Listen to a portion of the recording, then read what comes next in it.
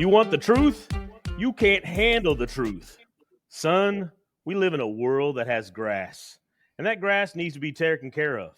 Who's going to do it? You? You listeners? We have a greater responsibility than you can possibly fathom. You weep for our pretty yards and curse the Sodfathers.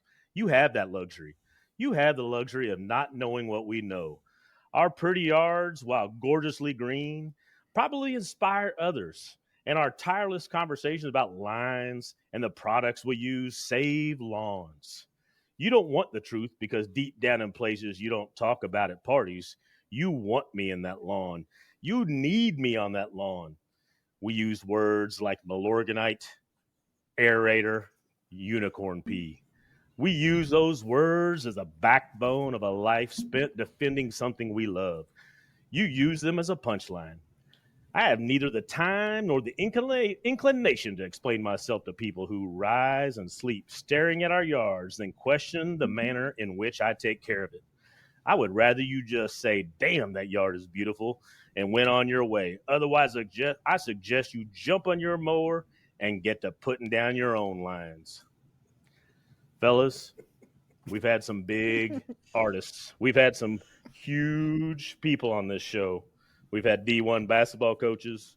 We've had 2 live musicians that were badass. But today, fellas, we meet the pinnacle. Today, we have the Sodfather, Rob Pate, the man who has the most beautiful yard known to man. And I am so excited to have him on the show tonight. Otherwise known as the hose dragger. Folks, this is Rob Pate coming at you, the Sodfather of laws. Welcome to the show, Rob. I'm pumped to have you, man. Hey, I'm excited to be here, guys. I appreciate you inviting me on.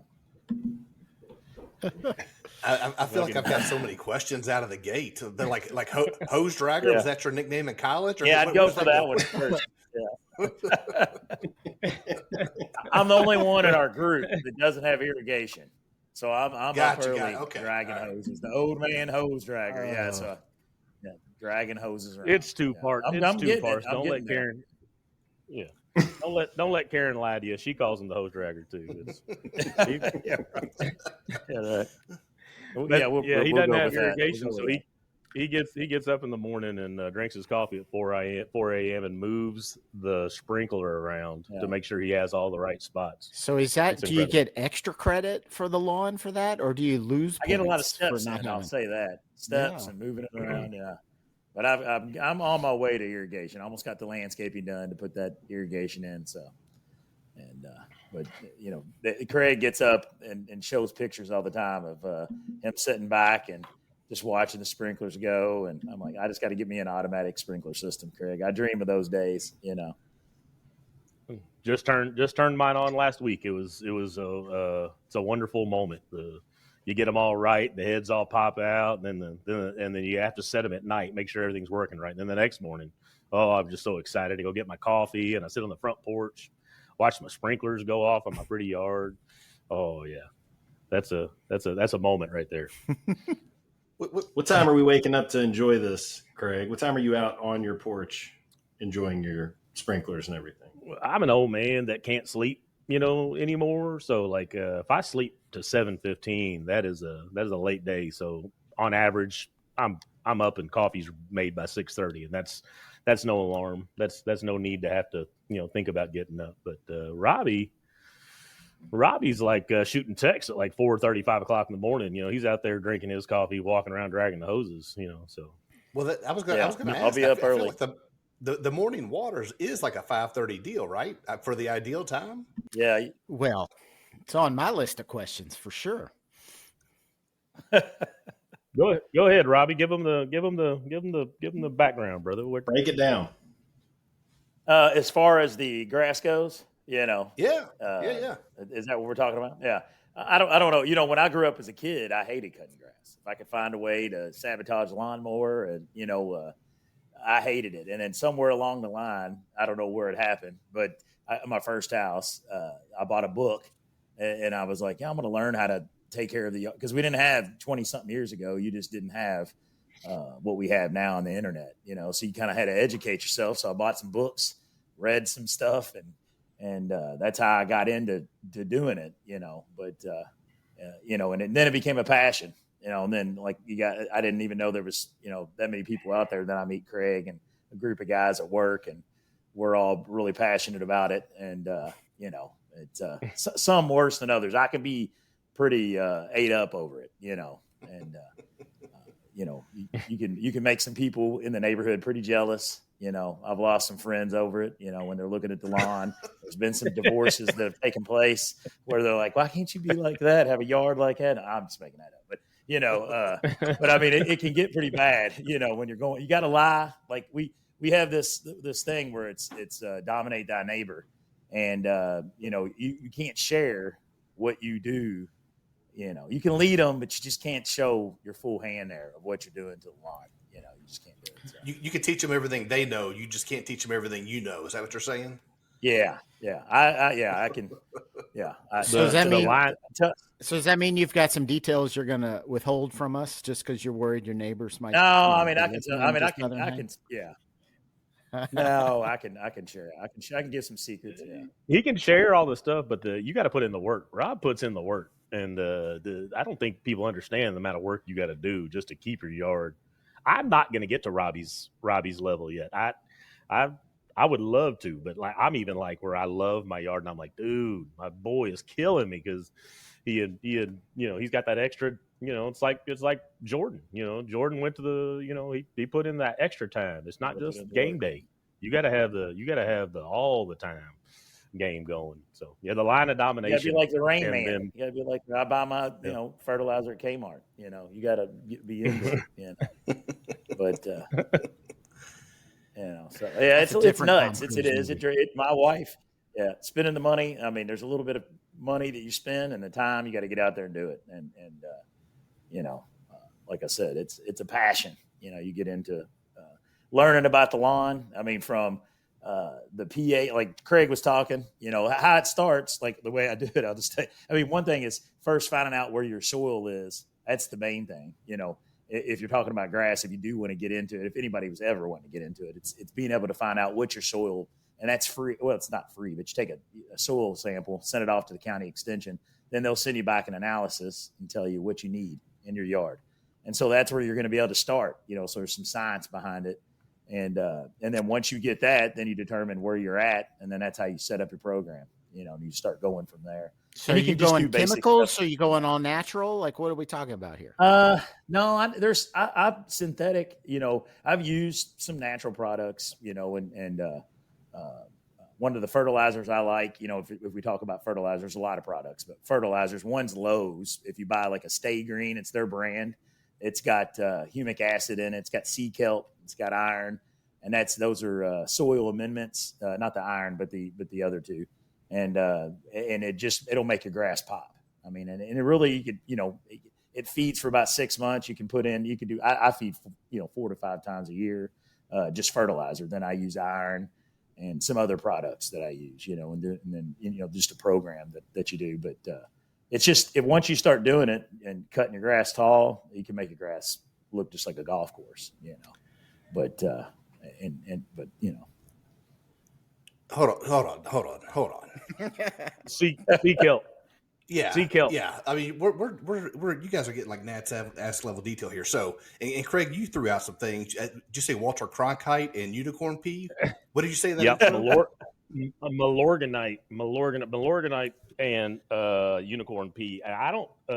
Rob uses the unicorn pea, and then our good friend Nally uses the unicorn pea. But and I tried for one season. I bought the backpack fertilizer sprayer that you walk behind, and that's one of the ones I was like, nope, sorry, brother. It's a what's the where did you get your product? What's the unicorn pea, Rob? Come on, give us I use Green County. The lawn care nut is Alan Hain. He's on YouTube. One of the original Sodfather, somebody that is a mentor of mine when I watch, learn a lot of stuff from him. The lawn care nut. Yeah, LC. You said the lawn care nut. That's his name. Okay. Yeah, and he's crazy about it. He used to live in Indiana, now he lives in Florida, and then there's a couple other ones that I've watched too. And it's funny because they all come to Louisville for the what is it called?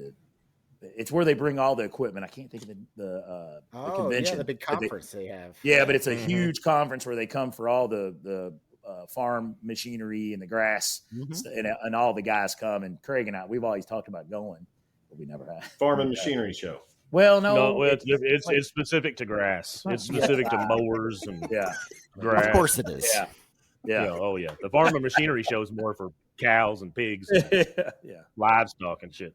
We talking people that just want to mow. So yeah, it's and I've got an in, by the way. Now I've got the guy that can get us. You got to have like a vendor pass or a vendor association to get into that one. But I've got us the in now. But so Rob, break us down like a let's go out there, let's get started, let's do like what do you like you do a pH balance? Is that no? I haven't done. I mean, I did a soil test. I haven't done that in a while. I mean, just the what an average person is just mainly cutting and then I'm just what the grass is telling me. I'm trying to. I don't have irrigation, so I'm shooting for at least an inch a week in water. That's what you're looking for optimal. You want that. So spread out your waterings if you're a hose dragger, or set the dial like Craig does with the automatic sprinklers. It's irrigation system, but. I don't usually check to see what I can see that with what the grass looks like, but I'm still just doing my program of fertilizing. And then the unicorn pea that Craig's talking about, that's iron. That makes your grass just dark. I mean, you got nitrogen, the NPK that's on the bag of your fertilizer, and it tells you what's in the fertilizer, but not to nerd out, but no, nerd out. Oh, we're there. We're all in. But the iron, the iron is what makes it green and makes it pop, and that's what Craig, bought the backpack spray, and you spray it, and you got to be careful because you can turn your lawn black. I've done that where you try to really put down and dominate the neighbor, then you really look stupid because your yard starts turning black in spots, and mine did, and it comes back. It didn't kill it, but I was worried there for a little while, but it really makes it dark green. So you threw out an inch of water a week. Well, that's what you want. That's what you want to try is throw out an inch, spread out over 7 days. And that's a minimum? No, that's not the minimal. That's just that would be ideal. That's what you're shooting for to have the optimal conditions for fescue, for bluegrass, rye, or whatever mix you got. Here we got cool season grasses here in this zone that we live in. So that's what you're trying to shoot for is roughly about an inch.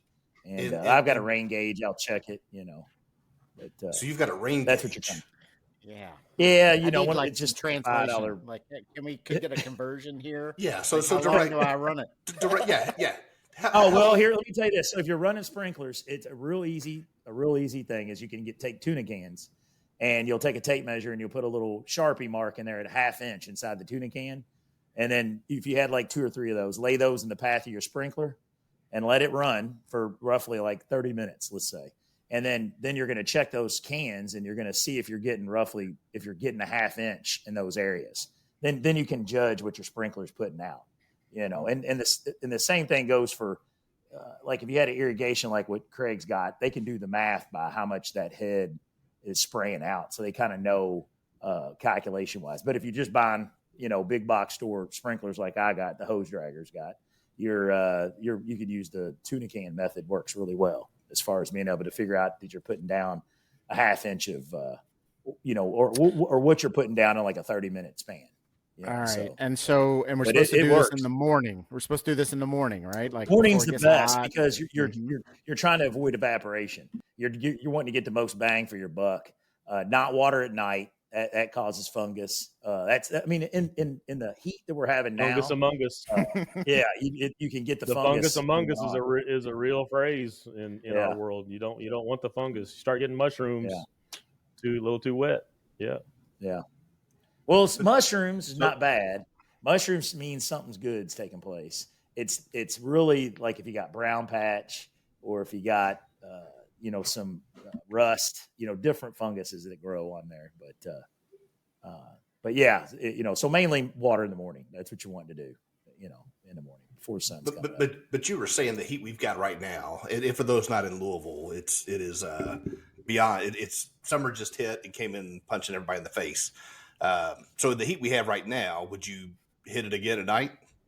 Will nightcap for the lawn? You could. It's you risk with the humidity. Apparently, what I just learned the other day, I've been doing this, lawn stuff for a while, for 20 years or whatever. But and the other day I was watching a video. I learn something new all the time. But apparently, grass, when it's high humidity, will secrete a sugar water.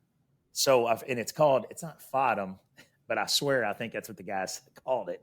But it secretes a sugar water in the morning, and fungus will feed on that.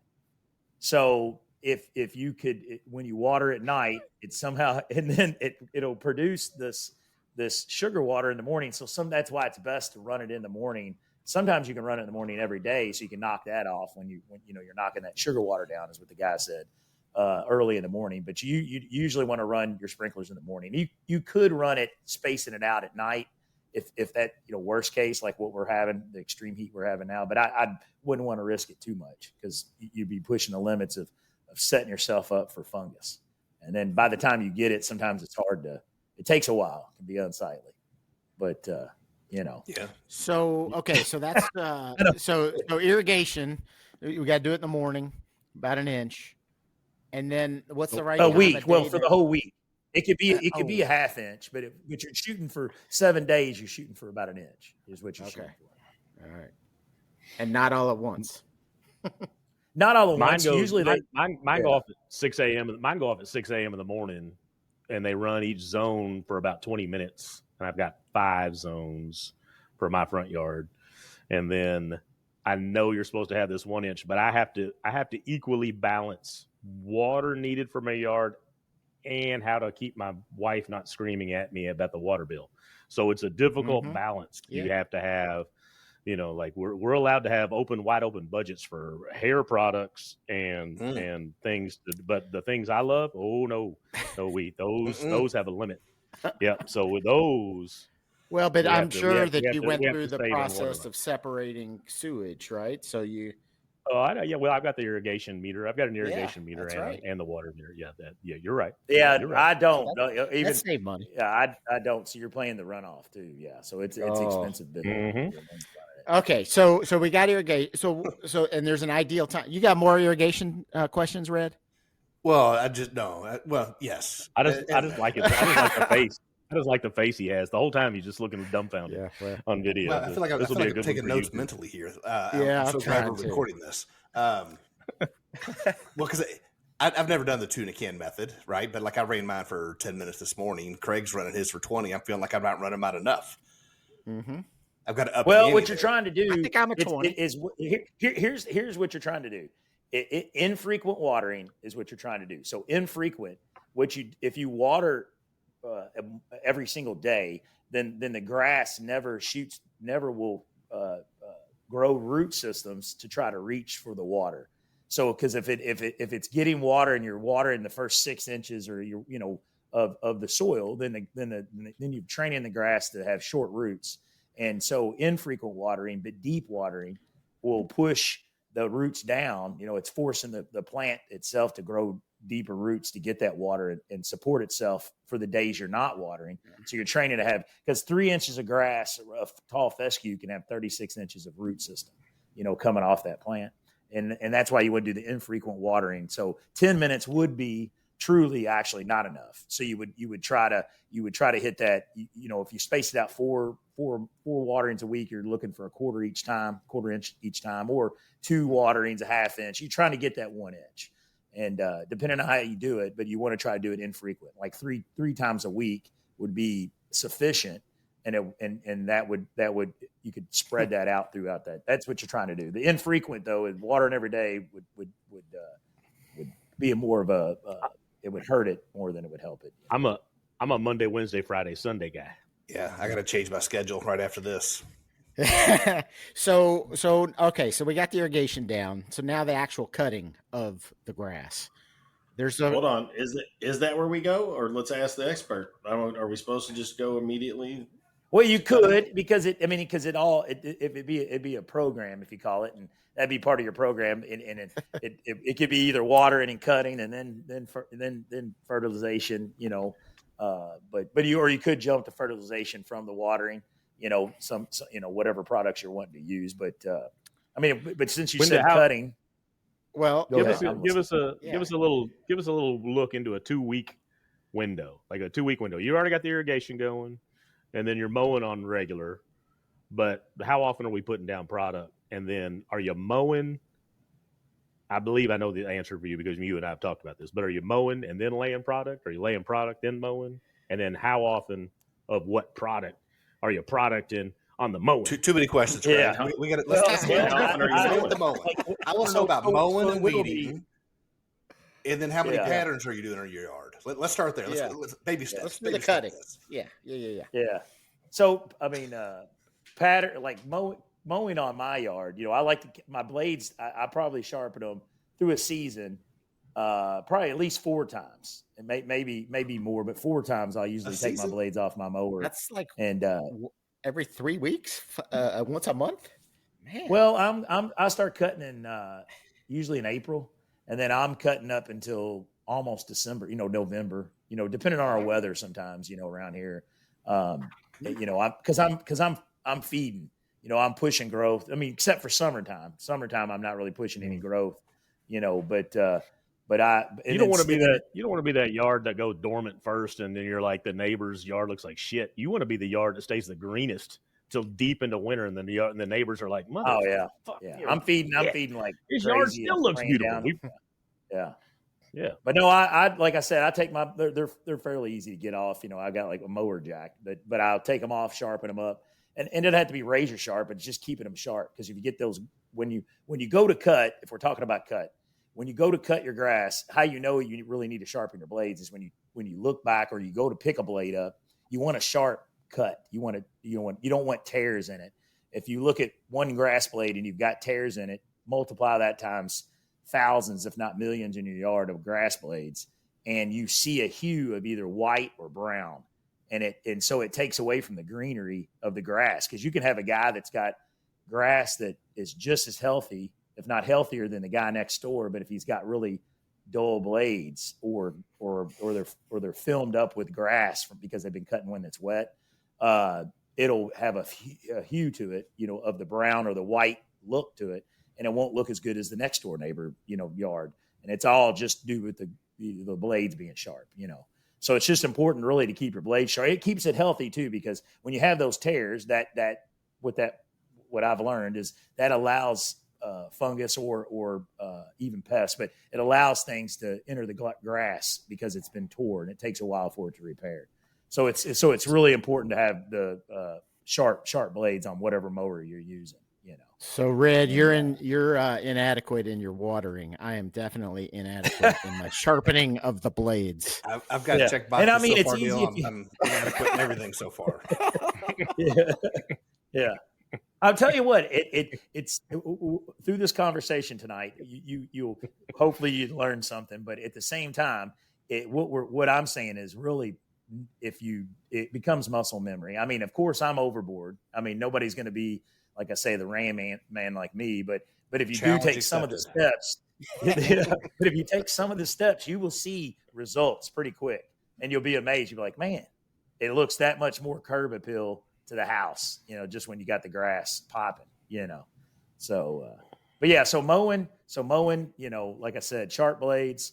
I used to alternate a cut every single time. So I would cut some different direction every single time. If you do that, you will make the grass stand straight up.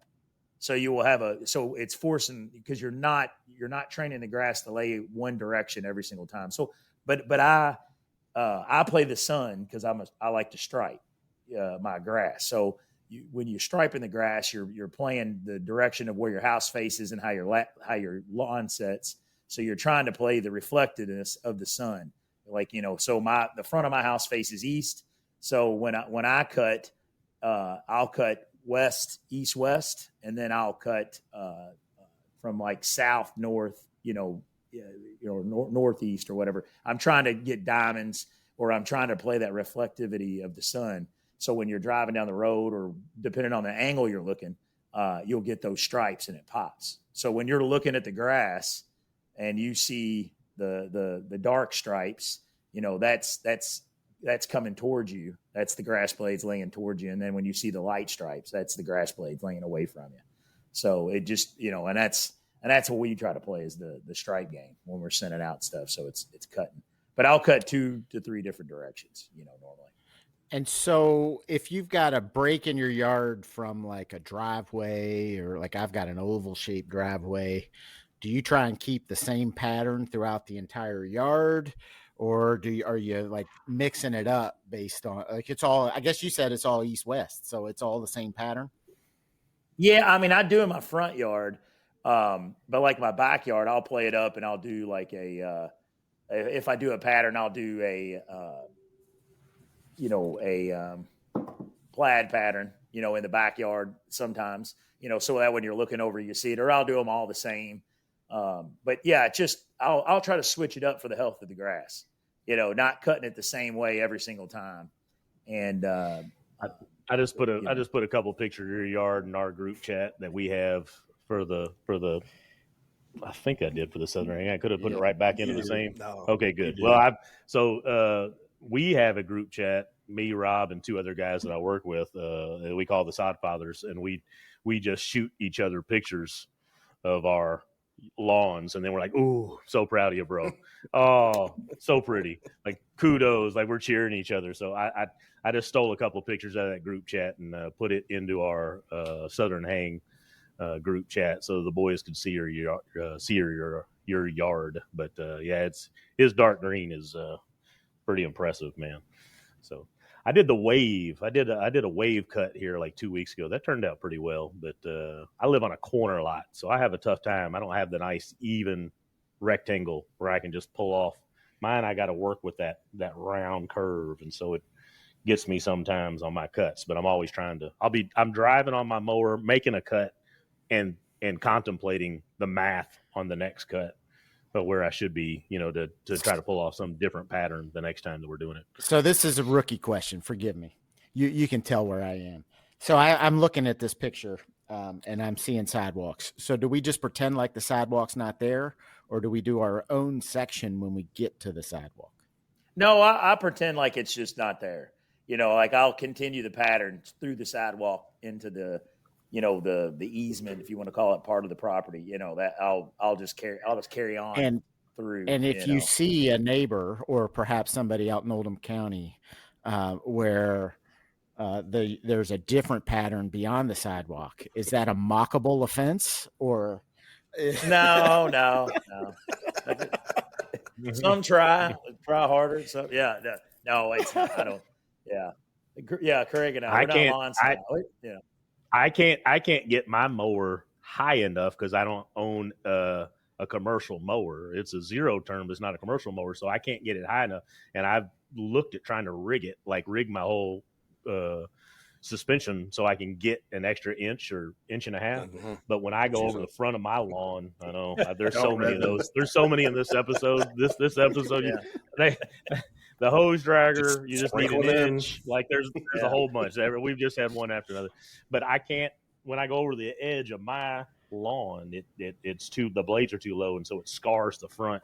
And so I pretty much stay with the same pattern on that little front portion between the sidewalk and the street. That little 2 to 3 path. Mm-hmm. I just do that. I do that pretty much the same every time. But it pisses me off because I really do want to have that pattern the whole way. But every time I go over that edge, it burns the edge of my grass, and so it's just not worth it where I'm going to burn up my grass. So I leave that the same most times. So let's talk tips on striping. So you went. Yes. You were giving us some directional indicators, right, based upon playing off the sun and everything else. So, like, I had a striping kit on my old push mower, which good job, which did the trick, obviously. But now my Cub Cadet doesn't do a good job of striping, right? It's like build you one. Say again. Build you a striping kit. Well, I thought about that. I've also tried to go back, so you get done cutting, right? I cut it like 4.5 inches. I think is what I got it set on. I don't know if that's actually 4.5 or not. What she said, but after I get done, like I'll actually lower the deck and then, obviously not cutting the grass, but just trying to push the grass down, right? Like put it down like 1.5 inches or something like that, right? Just trying to get the grass to lay down. But are there other tricks of the trade to stripe? There is, but I mean, putting on either buying a striping kit for that mower, which they make them. Big Leagues is a brand that makes them for any mower, from push mowers to riding mowers. And they're a group of rollers, and they usually base it off of, like, if it's a riding mower, they'll base it off center of tire to center of tire, because that's the part of the mower that's not actually been in the grass blade is the deck. It's usually the tires that you get that are pushing that grass blade over. So you're trying to capture what's in between the tires. So you could make you one. It's hard. Like, I've got a homemade one. I use a mat. It's a really heavy duty stall mat from Tractor Supply. It's like what people would use in their gym. The heavy gym mat. It's like 5/8 thick, and it really strikes. I mean, it lays the grass down, because I was going to buy like a big league roller, but after I built this, and I have to replace the mat, every 1.5 years, because I'll turns and end up messing the mat up or something. But I've got Unistrut in the mat that kind of comes down, and it lays some serious stripes. And then if I really want to do it, I do like you. I call it burning it. We call it burning it in. So you're going to double cut. So you're going to go right over your pattern again, and you're going to really lay down that grass to try to get that what you're doing. But the problem is, your deck really is not the rollers on your deck and the deck itself. It's really not getting those grass blades down enough to get that stripe down. And cutting it taller helps, though.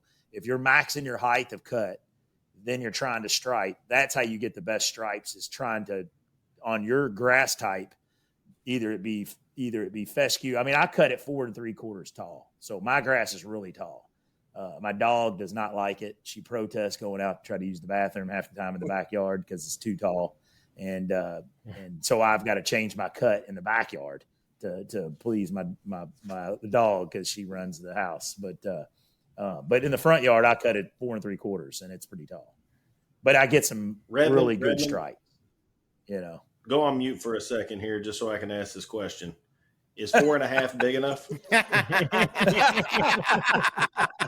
Sherman, if you have to ask. He threw out 4 3/4, and just, yeah. So 4 3/4, is that the optimal? That's really. I think it's a little high for most people. Just because it's. But I mean, because I just do it because I'm unirrigated. So the taller your grass is, and not geeking out, but it keeps for two things. It keeps weeds down. For one, the taller your grass, you're choking out the sunlight that makes it to the ground, and then it keeps the ground cool. So when you're unirrigated, I play that game of Mother Nature. I'm playing when I'm not traveling, I try to water when I'm home, and then I try to cut tall so I can try to keep as much moisture there. But if you're irrigated, you can cut shorter, because you're one day I'll be there where Craig's at. Hey, so you saying you're traveling, that kind of gives us the segue into your story. Like, I've heard it multiple times. And I think it's freaking hilarious. But you being on the road and trying to talk to Karen over your security cameras so that she'll move your watering around. Can you give us the 2 minute on that story? Yeah, just real quick. So I'm traveling and so I'm looking at the cameras, because we just had sod laid. We just had moved in the house, and I got the security cameras up, and I'm telling her to move the sprinklers around, and I'm like, no, you got to move it like over to the left a little bit, like. And then she's like, you're left. No, you're left. And move it over there. And she's moving it over, and she's putting it down, and she's yelling, and she's cussing. And I think the neighbors think she's got Tourette's, but because she's yelling, they don't know she's yelling at the camera. They just hear her yelling, and she's yelling at the corner of the house. And then she's like, I'll let it all die if you. And so it was pretty. That week was because we got like the weather we're having right now. And we had sod down, and I was having to just keep throwing the water to it. And I thought, well, I'm going to lose. I just paid all this money for the sod, and and I don't have the irrigation. So yeah, and bless her heart, she was trying to do what I asked her to do because you got to get the sprinkler set and everything. So she was doing the best she could. Well, then you got to move the But hey, I sprinklers, want right? to Go ahead. I want to throw this out here real quick for you guys to check this out. So there's a guy, he's in Louisville. His name's Lawn Dude. And you might have heard about this guy. So it's pretty cool. We're talking about striping. So it's kind of a cool technology, but he went to a ballpark. This guy has a professional, he has it's an air printer. Basically, it looks like a 0-turn mower. And what it is it uses CAD software. And so it has this on top of the mower. It has this it's like a sensor, and it reads off of it's got a transom, or it shoots the pattern to the mower, and you have to drive and keep the mower. You can look it up on YouTube, but so it'll print any design in the grass. And it's not even cutting the grass. It's using air knives because it's got blower on the mower itself. And it can put any design you can think of in the grass. And I think Craig should contact him and put in, Southern Hang, because he does it over on Hikes Lane. He does it on Hikes Lane, and he has this field there that he does all kinds of different things right over off Hikes Lane. So it's pretty amazing. A good call. And there's only 6 of those machines in the United States. So Lawn Dude. What is it? Yeah, the Lawn Dude. Yeah, look it up. It's really cool. Yeah, it's like an air knife machine. What's the hip hop guy that he did his yard? He was a pretty big dude. Oh man, yeah. What was that big? It was the big chubby. Yeah, I cannot think of his name now. I knew. Yeah, maybe DJ Khalil, DJ Khalid or Khalid, and another one, Khalid, or DJ Khaled. And he did the thing for BMW. He's done a bunch. He's traveling all over, but he got one of those machines. He's got in here in Louisville, so it's pretty amazing if you check it out. Yeah, but they can put down all kinds of prints on the thing. So pretty cool stuff, man. So yeah, no, we geek out on this shit. So. Red, I think your first mower for your Hearst house was my old mower. Didn't you? I think you gave buy it to a mower me. from I think me. You gave it to me. Yeah, gave it to you. Yeah, I think you gave it to me. That was a good little Honda. It was a great push. It was an awesome lawnmower. It worked great for years. I don't know if it still got handed down to anybody else, but it was great for me for a long time. I don't know where it went. I don't know where it went, Craig. That thing started every time. I put some good lines down with that mower. The house that I bought where I needed that lawnmower, this guy owned his own yard, like landscaping company. So like the yard was pristine, and I was like, this grass stuff is easy. No, by the time I moved out of that house, the yard didn't look nearly as good, but the lawnmower still worked. Yep. Is there a trick to?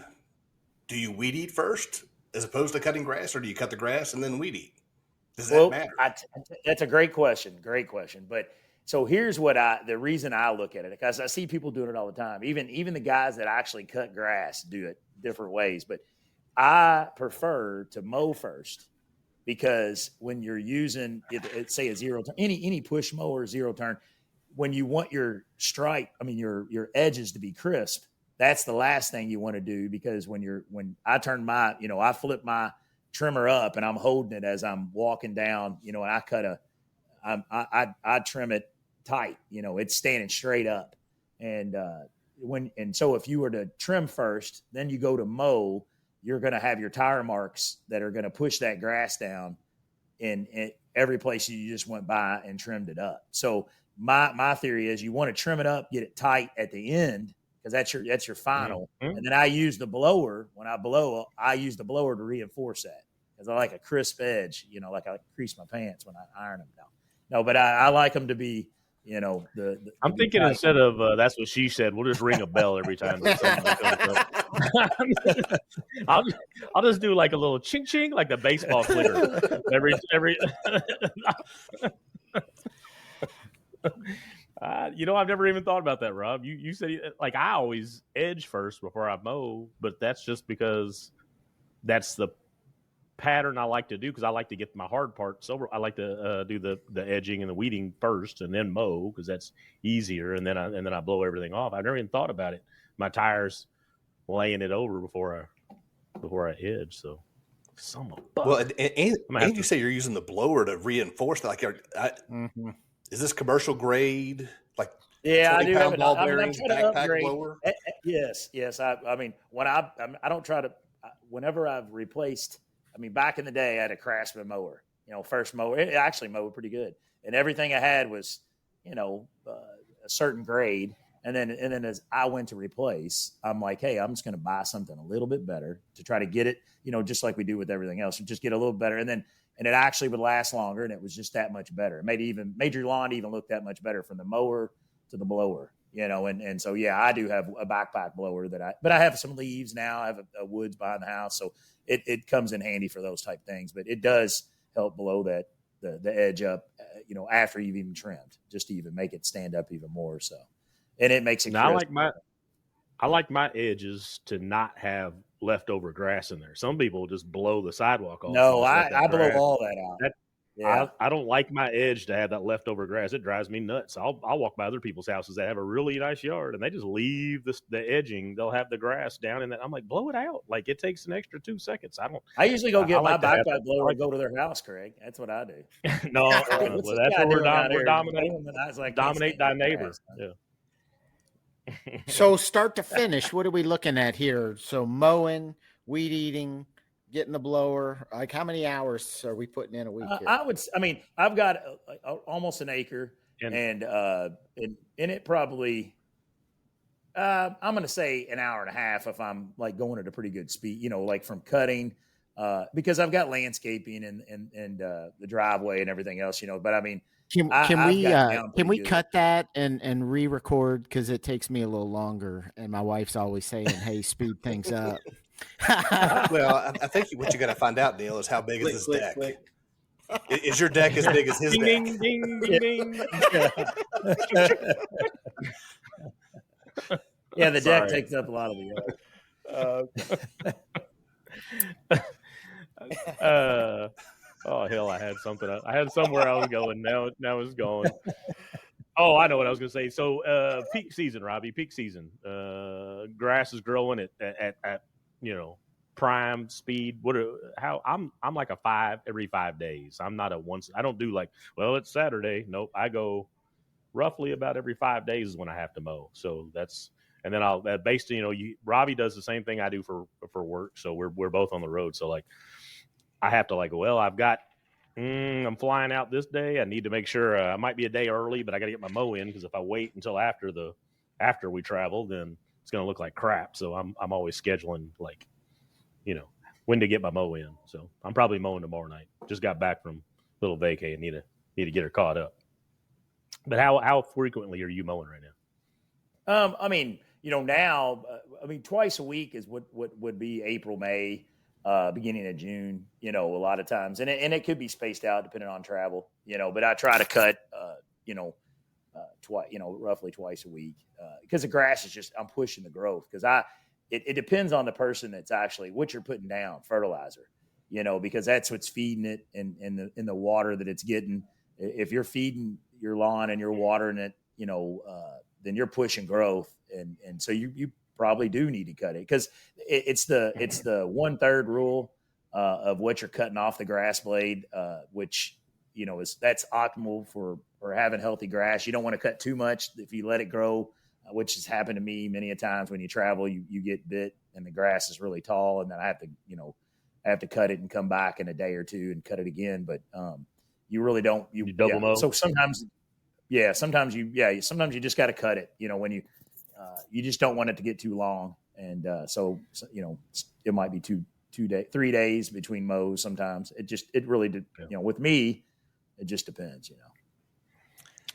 Well, Robbie, I know that we've go ahead, Red. You got a question? Well, I got a million questions.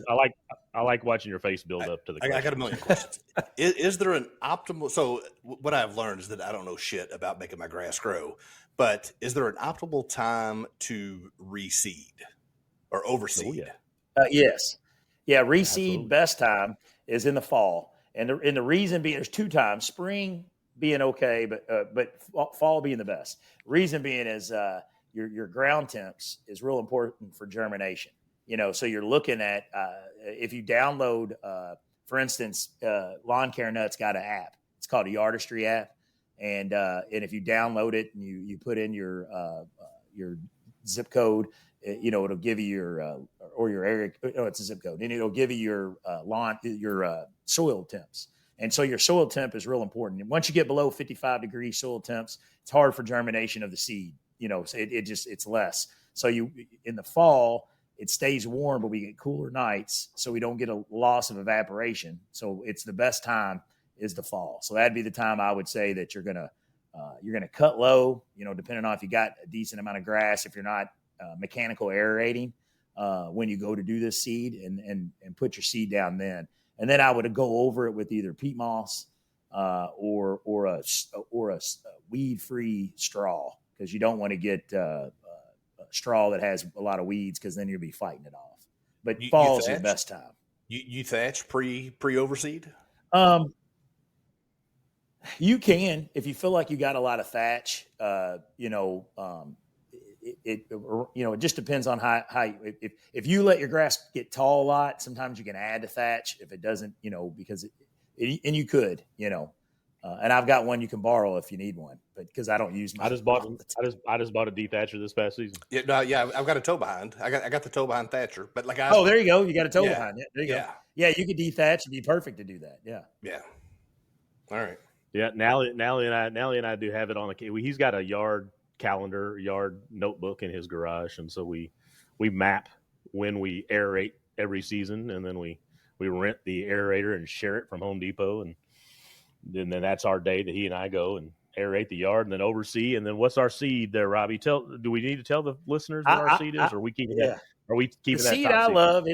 It's not a new cultivar. It's Falcon 4 is a seed. It was a Falcon I like. 5, but something happened. Yeah, but now they it's changed. Now it's Falcon. The Falcon 4 is, you can buy it at Lewis. We buy it at Lewis seed a lot, 50-pound bag. It's uncoated seed. It's a mixture of fescues, but it's a turf type fescue. So it's more of something you see on a golf course of fescue. So it grows. It looks really thick, but it's not hard to walk on, and it stands up to a lot of abuse. But one of the things I want to say, so it's taking care of your lawn. You can make it as simple as you want. If you fertilize at least 4 times a year, cut tall, try to hit that 1-inch watering, keep sharp blades. If you just played that game, you'd have a beautiful lawn just doing that. And but then you could geek it up, and that's where you go into all the different additives you could do with the unicorn irons. Yeah, all the different little there's a lot of different things you can do, but Malorian. Well, no, that comes in. I swear, if you use a fertilizer, my go-to fertilizer, they sell it at Lowe's, and it's and now they won't have it anymore. But Stay Green Max is the best. I swear by it, and it'll tell you on the bag it feeds for 6 months. I don't know. It depends on the rain. And your layout of your land, because if you're on a hill, it's pushing that fertilizer down. But I'm telling you that fertilizer is awesome. So if you do want a fertilizer that really works, that's a great fertilizer to use. And then possibly. Oh, go ahead. Go ahead, Robbie. No, I was gonna say, or in the spring, early spring, before soil temps get above 55, like we talked about, you might want to use a pre-emergent. That might be something to fight off some crabgrass being one of the main things you're trying to shoot for at that time. We usually do that when you're putting down when you're doing the germination too. I may not be able to say or know the word tangential, but I got Malorganite and germination down, boys. Robbie, we've held you up, buddy, and man, this has been a great show. Before we start to head towards the out, what's on the playlist, man? We need to have a Rob Pate song added. What's your go-to while you're cruising with the earbuds in?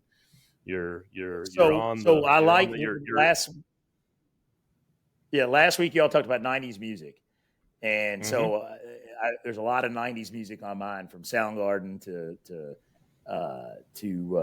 well, I'm looking at it right now. Stone Temple Pilots is one of my favorite. Def Leppard's on there. I mean, there's not like, I mean, in any classic rock. I mean, I love country, but classic rock and '90s, you know, that right there is my favorite. But there's not like one song. You know, it's a playlist, and it's just, you know. Right. But just throw us out 2 things. We'll just add them in there just so that we can know when that comes across the playlist when I'm next mowing. Give us 2 answers. We'll tell you if you're right or wrong on what you like.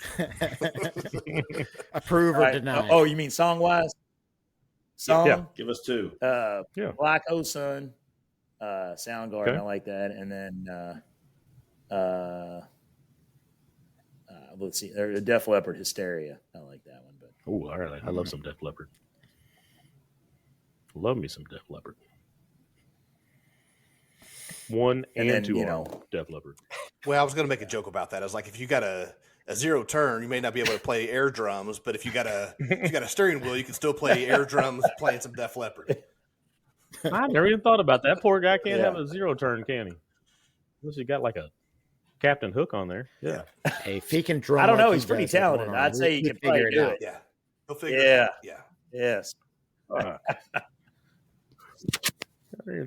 I'm going to do just a Def Leppard playlist next time I'm playing and just think about that the whole time. Yeah. Well, boys, any parting questions before we let Mr. Rob Pate, the Sodfather, go, the hose dragger? You know, no more ringing the bell. We need to, you know. I'm glad I don't live in your neighborhood, because you would be, I would not be keeping up. Yeah, no, very, very appreciative of the insights, man. I feel like I want to be part of the group text. Like, I don't think I can add anything, but I just want to learn. I just want to absorb. Just send us screenshots, Craig. That's what we just need. We're not there yet. What we've got going on right now is we inducted a new market partner this past year. There's the original 4. There's like the original 4 that are in our group, but we inducted a market partner who was dying. He loves seeing our pictures on social media, but he just had somebody. They mowed their yards, and he's a big Pacers fan, and somebody striped painted his whole the front yard with the Pacers sign on the front of it. So pretty cool shit with spray paint. But yep, fun stuff, man. Yep. Well, thanks for joining us. This has been fun. Absolutely. Yeah. Well, I know it's not a topic for everybody, but I really appreciate you guys, and you all keep doing what you're doing. I love listening to you guys, and I love Craig. And I'm excited for you guys. This is a great journey. I mean, you got some great topics, and I appreciate you having me on, guys. Hell yeah! Thanks, Robbie. Appreciate it, man. We'll thanks, listeners. We'll check in next week. All right, peace out. Cut a buck. Later, guys.